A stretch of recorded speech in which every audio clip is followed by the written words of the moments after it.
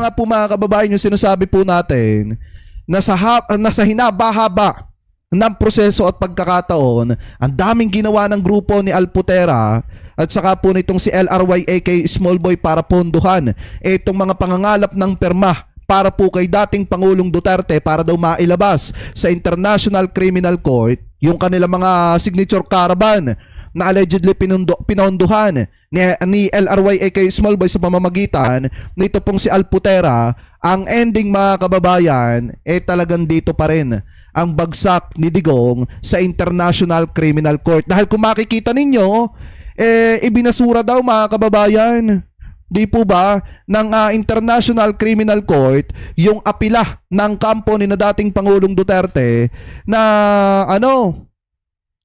ipawalang bisa mga kababayan. Ito pong proseso ng pagdinig ng kaso ni dating Pangulong Duterte dyan po sa International Criminal Court mga kababayan, dahil daw po walang jurisdiction ang International Criminal Court mga kababayan dito daw po kay dating Pangulong Duterte. Pero yan po ay ibinasura ng International Criminal Court mga kababayan, dahil nga kung mapapansin ninyo, ito na po yung 100 para magtuloy-tuloy ang hearing na dating Pangulong Duterte dyan po sa ICC. So ito na nga mga kababayan, yung isang matinding pagkalugi ni LRY aka Small Boy at netong si Alputera, kasi pinondohan nila yung mga pagpapalabas kay Digong Kaso ang problema mga kababayan, kahit gaano talaga kalaki ang pondo na inubos nila dyan, inaksaya nila dyan, ang ending pa rin, nga pa rin sila. Hindi pa rin nila nailabas si Digong. So ngayon ito, pakinggan po natin itong nakita nating balita galing po sa Bilyonaryo News Channel. I-credit po natin sa kanila yan. I-play na po natin. Kumpirmado na ng ICC ang charges of crimes against humanity laban kay FPRRD. Ibig sabihin, haharap na sa paglilitis ang dating Pangulo. Ayon sa ICC, unanimous ang pagkumpirma sa kaso na may... Pagkaganyang haharap na mga kababayan, palagay nyo, tatagal hindi? Oy, Ma'am Dolly Babe, shoutout po Pakisabi po kay Tatay Marcos, kay Nanay Emma, mega love shoutout po sa kanila at pagaling po sila. Anyway, mga kababayan, ganito since kinumpirma na yung charges ni dating Pangulong Rodrigo Duterte at yan ay nangangahulugan na magtutuloy-tuloy na yung hearing ni dating Pangulong Duterte. Sa inyong palagay, tatagal ba o hindi? Kasi palagay ko dyan, mukha atang dyan natatanda at mananatili si dating Pangulong Duterte. At posibilidad na sundan ni Bongot ni Bato. Kaugnayan sa madugong war on drugs ni Duterte. Tiniyak din ng korte na patas ang magiging trial at mabibigyan ng kampo ni FPRRD ng sapat na oras para makapaghanda ng depensa. Bago ang confirmation ng charges against crimes against humanity laban kay FPRRD, tinabla ng ICC ang paghamon ng kanyang kampo sa jurisdiction ng korte sa kaso. Diba? Balikan natin ang naging pagdinig kahapon sa agenda report ni Kevin Manalo mula sa the Netherlands.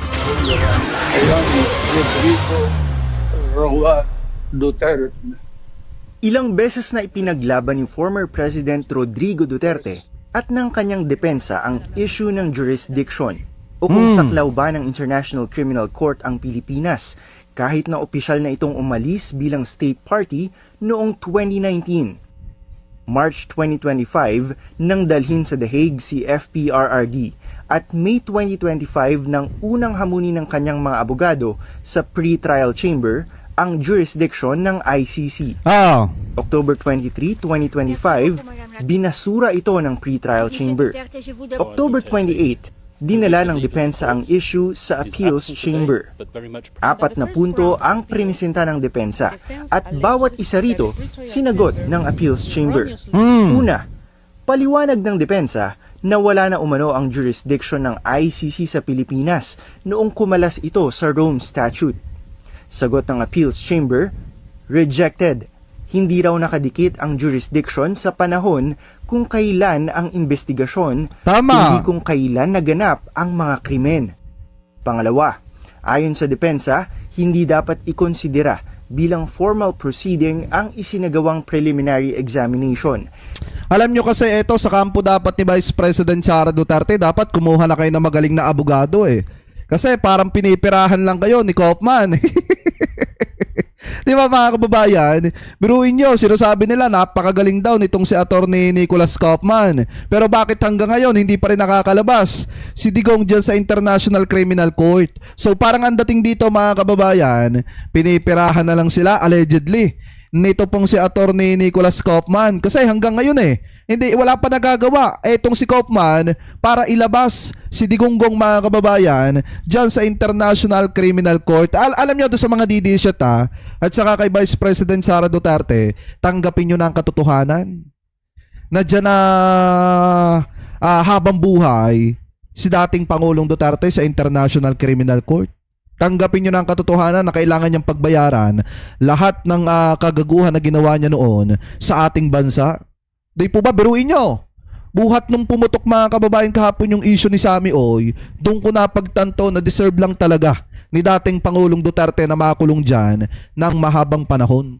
Kasi sa tindi ng ginawa na niya mga kababayan sa ating bansa at yung kanyang maling pulisiya na ang layunin pala ay protektahan yung kanyang mga kaalyado sa negosyo ng ipinagbabawal na bato habang itinutumba yung mga kababayang Pilipino po natin. Kaya biruin nyo, kahit anong apila pa nila ang gawin dyan, hindi nila mailabas-labas si Digong mga kababayan kasi yan siguro ang kagustuhan at gante ng panahon sa ginawa nilang pang-aabuso sa kanilang kapangyarihan nung panahon na sila ang nasa tanyag ng posisyon sa ating pamahalaan. Anyway, tuloy pa natin. Dahil lamang nangyari ito bago kumalas ang Pilipinas, tanging investigasyon at judicial proceedings lamang daw ang dapat bilangin. Sagot ng Appeals Chamber, rejected ang mga gawain daw ng Office of the Prosecutor tulad ng preliminary examination ay opisyal na aktibidad ng korte. Pangatlo, ayon sa depensa, hindi raw dapat isama ang Office of the Prosecutor kapag pinag-uusapan ang mga gawain ng korte, maging ang kanilang preliminary examination. Sagot ng Appeals Chamber, rejected. May iba't ibang sangay daw ang ICC, kabilang ang Presidency, Chambers, ang OTP, at ang Registry. At pang-apat, sabi ng depensa, kapag umalis na ang isang state party sa ICC, hindi na raw dapat ito pakialaman ng korte. Sagot ng Appeals Chamber, rejected. Hindi raw mabubura ang accountability ng isang leader na sangkot sa crimes against humanity habang niya... Ay, puro rejected ba? Akala ko ba napakagaling ni Kaufman, bakit puro rejected? Diba? Bakit sa lahat ng mga dahilan at palusot ni na Kaufman ng legal team ni dating Pangulong Duterte, puro rejected ba kababayan? Kasi siguro, ang plano naman talaga dyan, wag nang palabasin si Digong mga kababayan para makakuha si Sara Duterte ng simpatya sa mga kababayang Pilipino po natin. Kaya kahit puro kapalpakan ang ginagawa ni Kaufman, hinahayaan lang ni Sara Duterte at hindi siya nagpapalit ng abogado. Kasi nga baka mamaya ang plano lang talaga dyan, patagalin si Duterte dyan para makakuha ng simpatya sa darating na 2028 presidential election. Anyway, tuloy pa natin. Embro sa ICC ang isang estado dahil sa pagkalas. Kahapon, April 22, 2026, ibinabana ang desisyon. Kumpirmado ang naunang desisyon ng pre-trial chamber. The appeals chamber is not persuaded by the defense's omission that the one-year withdrawal period sufficiently...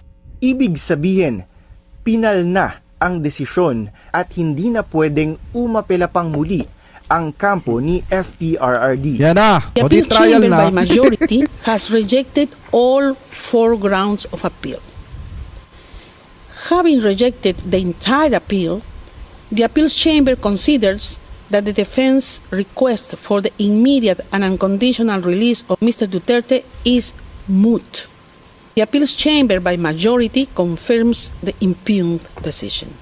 Para sa agenda, Kevin Manalo, Billionaire News Channel, The Netherlands. Ayan sa kabila ng mga pag-aaksaya ng pera ni LRY aka Small Boy sa pamamagitan nitong si Alpotera sa pagpipinance nito pong signature caravan, ang ending, wala pa rin nangyari. Lahat ng apila ng kampo ni dating Pangulong Duterte reject. At ngayon ay pinagtibay na po ng International Criminal Court. So isa lang ibig sabihin yan mga kababayan, magtutuloy-tuloy na po ang pagdinig ng kaso ni dating Pangulong Duterte dito po sa International Criminal Court. At yung request nila na pansamantalang palayain si Duterte, yung pag-question nila sa jurisdiction ng ICC, wala na. Kasi nga mga kababayan, final na yung naging pagbasura ng International Criminal Court sa lahat ng apila ng kampo ni dating Pangulong Duterte. So ngayon, pakinggan natin ang mensahe ni General Torre dito po sa kampo ni dating Pangulong Duterte after po ng naging desisyon ng International Criminal Court patungkol sa kaso ni Digong. So ito, i-play po natin. Ang aking role lang naman doon ay implement ang warrant at idalhin siya sa jurisdiction ng korte. So, yun lang ang ating ginawa doon. At hindi naman para tayo ay magdesisyon or magbigay ng opinion regarding that matter. So, sa ngayon, ito ay isang legal na proseso and underway na siya. At tayo ay, kagaya nyo, ay nanonood na kung ano ang mga kasunod na mga magaganap dito. Tama. Siyempre, naiintindihan natin yan. At Kasi yung ginawa naman ni General Torre, trabaho lang talaga mga kababayan.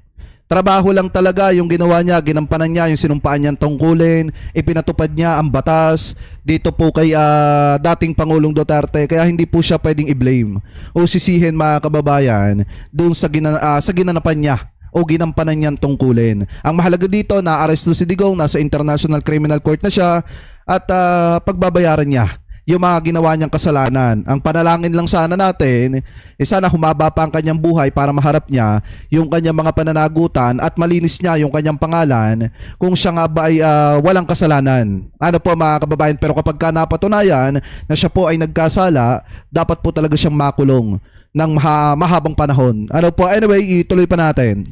nare-recognize natin na may dalawa palaging sides of the coin. Tama. Lalo na sa ganito polarizing issue, ang sa atin lang dito talaga is sinusunod natin ang proseso.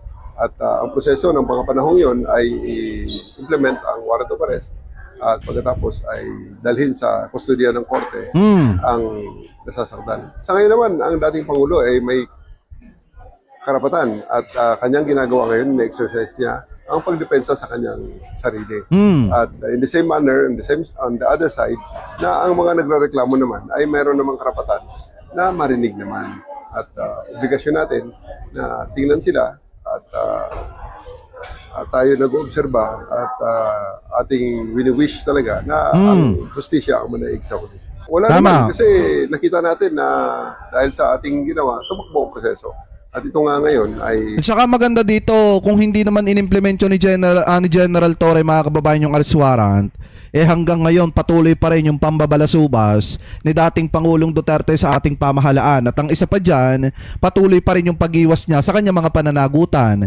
So buti na lang talaga, ginampanan ni General Torre yung kanyang trabaho, inimplement niya yung arrest warrant laban kay Digong, kaya ngayon, nasa tamang proseso na yung usapin ng pananagutan ni dating Pangulong Duterte sa International Criminal Court. At ang isa pa dyan, na pinakamagandang bagay, since nangyari na yan, magkakaroon na kahit papaano ng hustisya yung mga inosenteng nadamay dahil po sa maling pulisiyang ginawa niya.